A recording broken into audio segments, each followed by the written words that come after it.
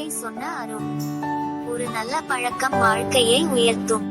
ஒரு நாள் அருண் வீட்டில் தனது பொம்மை கார்களுடன் மகிழ்ச்சியாக விளையாடிக் கொண்டிருந்தான். அவன் விளையாடிக்கொண்டே ஓடும்போது அருகில் இருந்த அம்மாவின் அழகான பூச்செண்டியை தவறுதலாக தொட்டுவிட்டான். பூச்செண்டி கீழே விழுந்து உடைந்தது.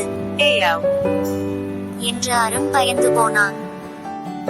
சத்தம் கேட்டதும் அம்மா அங்கே வந்தார்.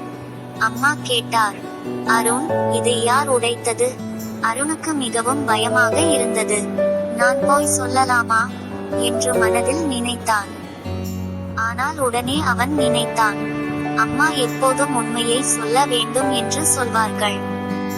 அருண் மெதுவாக அம்மாவிடம் சென்றான். அம்மா, நான் தவறுதலாக உடைத்துவிட்டேன் என்றான். அம்மா கோபப்படாமல் சிரித்தார். அவர் அருணின் தலையை தடவி பாராட்டினார். தவறு செய்வது பரவாயில்லை மகனே, ஆனால் உண்மையை சொல்லுவது மிகவும் நல்ல பழக்கம். அருண் மகிழ்ச்சியாக, சரி அம்மா, நான் எப்போதும் உண்மையை மட்டுமே சொல்வேன் என்றான். பிறகு அருணும் அம்மாவும் சேர்ந்து உடைந்த இடத்தை சுத்தம் செய்தார்கள். அம்மா புதிய பூச்செண்டி கொண்டு வந்தார். அருண் இனிமேல் கவனமாக இருக்க வேண்டும் என்று முடிவு செய்தான். கதை நிறைவு. எப்போதும் உண்மையை சொல்ல வேண்டும். மேலும் இதுபோன்ற குழந்தைகள் கதைகளுக்கு எங்கள் சேனலை சப்ஸ்கிரைப் செய்யுங்கள்.